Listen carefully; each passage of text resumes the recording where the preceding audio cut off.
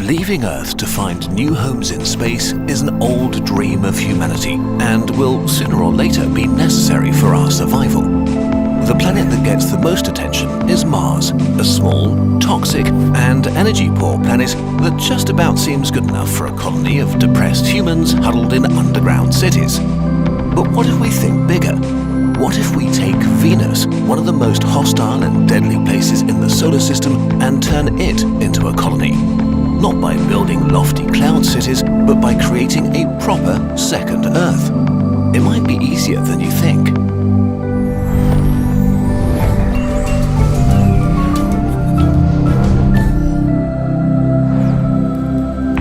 Venus is by far the hottest planet in the solar system, with a surface temperature of 460 degrees Celsius, hot enough to melt lead. This heat is due to the most extreme greenhouse effect in the solar system. CO2 is great at trapping heat. Even a rise from 0.03% to 0.04% in Earth's atmosphere is heating up our planet right now. Venus's atmosphere is 97% CO2. Also, Venus's atmosphere is 93 times denser than Earth's. Standing on Venus's surface would feel like taking a dive about 900 meters deep into the ocean. The pressure would kill you instantly. It's a truly horrible place, so why should we even bother? First and foremost, Venus is almost as big as Earth and has 90% of its surface gravity. Surface gravity is a big problem when colonizing the solar system because it's very likely that long stays in low-gravity places will have negative health effects. Venus's size means it could be the second largest habitat in the solar system. A new home for billions of humans and trillions of animals, with oceans, lush forests, and a beautiful blue sky. A properly terraformed Venus may be the most pleasant place to live outside of Earth. While we can't exactly terraform Venus today, a slightly more ambitious future version of us could take this project on. It will take a few generations to complete and be a huge challenge, like building the Great Pyramids was for our ancestors. But then, it's not like humans have never started projects that took more than a lifetime to complete. Okay, let's do it. Before anything else, we need to cool Venus down and remove the gas that makes up the extremely heavy atmosphere. As mentioned, there's a lot of it, around 465 million billion tons. How do we do that? There are a few options.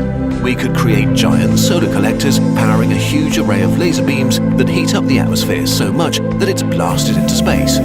Although we would need thousands of times the entire power generating capacity of humanity, and it would still take thousands of years to remove the atmosphere. Another way is to sequester the atmosphere, binding the CO2 in different compounds through chemical reactions.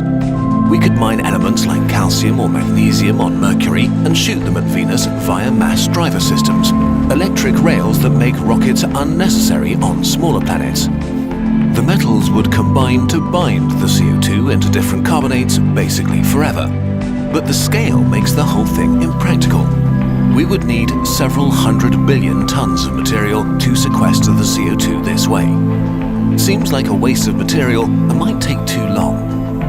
An equally ridiculous idea that could actually work is to put Venus in the shade, literally, by constructing a huge mirror to blot out the sun to just freeze the atmosphere. The mirror doesn't need to be complex or massive, just a very thin foil with a little structural support. Building such a large flat surface so close to the sun will turn it effectively into a solar sail and push it out of position. So instead of one giant circular object, our mirror will consist of many different pieces. Annular slats of angled mirrors can reflect sunlight from one set of mirrors to the next. Mirrors would be angled, reflecting light from one to another until the light is redirected to the back, balancing the force on the front and holding them in position. After a few years of getting the infrastructure in place, things start slowly and then escalate. For the first few decades, the atmosphere slowly cools down but stays dense and deadly, until after some 60 years, it reaches the critical temperature of 31 degrees Celsius. Suddenly, the Great Flood begins on Venus as CO2 turns to liquid at this pressure and begins to rain down. A constant global rainstorm of unbelievable proportions lasting 30 years. The pressure and temperature suddenly begin to drop in unison. For almost a century, puddles turn into lakes and oceans. The surface temperature is now minus 56 degrees Celsius and the pressure has dropped to only 7 times the pressure on Earth. Finally, at a really unpleasant minus 81 degrees Celsius, the CO2 oceans begin to freeze and the rain turns into snow.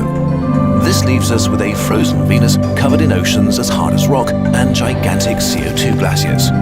What remains of the atmosphere is mostly nitrogen at about 3 times Earth's surface pressure. If you don't mind freezing and suffocating, you can now take a stroll over Venus's surface. But the frozen CO2 remains a bit of a problem. At some point, we want to warm up the planet, but if we do, the CO2 ice will melt and fill up the atmosphere again. So we need some way to keep it from doing that. One is to simply cover it all with cheap plastic insulation and cover it up with ground-up Venus rock or water oceans. Although some planetary scientists will be very stressed out about us building a new planet containing a potential time bomb like that. A few unfortunately timed volcanoes could melt a lot of CO2 at once and ruin everything. Another obvious solution is to shoot it all out into space and collect it into a small moon for storage and future use. We can make this more efficient by using mass drivers instead of rockets, but moving all that mass will still be a pretty intense challenge that will take some time to solve. Whatever we end up doing with the atmosphere, to move forward we need water, which we could get from ice moons. Europa, a moon of Jupiter, has twice as much water as Earth's oceans. Now, catching a moon and transporting it through the solar system is not exactly easy. So instead, it might be easier to cut chunks of ice off Europa with an army of construction drones and shoot them at Venus using more of those mass drivers. Space tethers could save us a lot of effort and energy here. We made a whole video explaining how they work, but in a nutshell, they are slings that can take a payload on both ends. On Europa, they do most of the work needed to catapult our ice to Venus. The ice hits the Venus tethers, which gently drop it into the atmosphere, where it falls down as snow. In exchange, the Venus tethers get to catch CO2 ice shot up from below and accelerate it into orbit. We can remove excess nitrogen using this same method to further lower our atmospheric pressure. After a few decades or centuries, Venus would be covered by a nice, shallow, frozen ocean a few hundred meters deep. It would look extremely different from today. A few continents and countless islands have formed. This is beginning to look a bit like our planet. Now the last and most magnificent phase of terraforming begins, making the atmosphere breathable and adding life. First, we need light though, and we need to heat the planet up again. A Venus day is 2,802 hours long, more than 116 Earth days. So if we just remove our giant mirror, we would grill half of our planet. Even without the massive atmosphere, temperatures would reach unbearable levels. The simplest way to create a day-night cycle and let some energy in again is with another set of mirrors to illuminate our continents and melt our water oceans, which would let us completely control how much energy we get and where it goes. The atmosphere is now mostly made up of nitrogen and basically devoid of oxygen.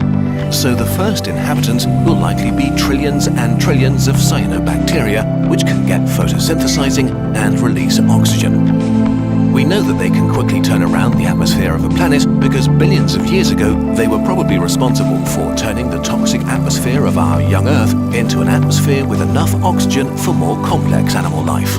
But not only that, cyanobacteria can fix nitrogen from the atmosphere and turn it into nutrients that can be used by living beings. This way, they will essentially fertilize our dead ocean water and prepare it for more complex organisms. On land, our colonists need to grind down some of the former Venusian surface to make soil for nitrogen-fixing plants to grow on. Eventually, billions of trees would spread, creating large forests covering massive parts of the continents. Venus would turn green. To speed things up, CO2 would be strategically released to supply the plants and cyanobacteria. Areas already covered with plants could get extra daylight from our orbital mirrors, so the plants would be active for most of each day. Maybe we won't have to do this with the same plants and animals we know today. As genetic engineering matures and our understanding of genetics and the machinery of life expands, we might just engineer life as we need it. All in all, it would take several thousand years to make the atmosphere breathable by humans. In the meantime, you could stroll around with nothing more than regular clothes and an oxygen mask. Settlers would enjoy a vast new planet filled with resources and bathed in sunlight. They might think of new ways to use the vast amounts of carbon dioxide ice and nitrogen orbiting in space above. Industrial processes, rocket fuel, or even boosting the terraforming of another planet like tiny Mars. Venus is fully terraformed. Animals roam through vast ecosystems. Cities are being constructed. Billions of settlers and their descendants make this world their home.